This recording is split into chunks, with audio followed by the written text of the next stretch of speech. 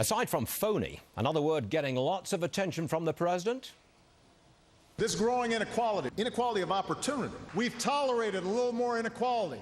Inequality will continue to increase. You heard it. President Obama using the word inequality more than the word growth at the Illinois speech. To Fox Business Network's Charles Payne, who says that is a problem. Tell it how it is. It is a serious problem. The president talked about growing inequality in results and opportunity, and he talked about it being morally wrong. You know, Stuart, if you and I came into this building and there were different sets of rules for you and I, that would be a morally wrong inequality. Yes. If I dropped out of high school in 11th grade and I smoked weed all day and you worked your way through college and you made more money than I did, that's not inequality, that's just. That's what America is. Here's what the president did. He tried to condemn capitalism. He tried to condemn success. He promotes mediocrity, and he makes excuses. He's been making excuses for people to fail in this country instead of being honest about it. Same speech. People who lost their homes through no fault of their own. People who lost their jobs through no fault of their own. You know what?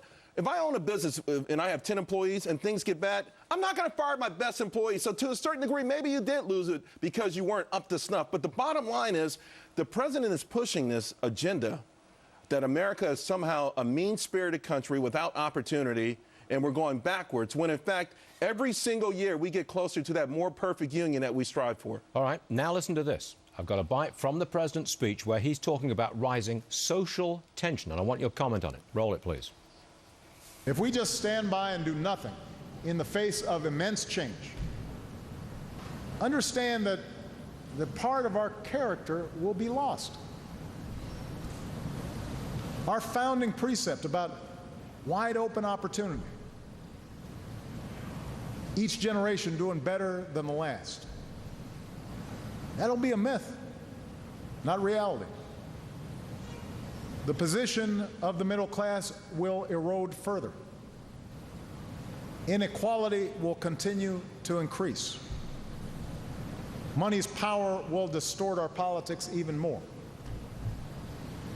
Social tensions will rise as various groups fight to hold on to what they have or start blaming somebody else for why their position isn't improving.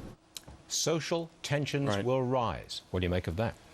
In my mind, and I hate to say this, but I think President Obama would love to see civil unrest in this country very much like the Arab Spring. He wants to see it? I think so. I think what he's trying to do is sort of spark this revolution against the wealthy, against the 1% who are holding us back, who are hoarding this money.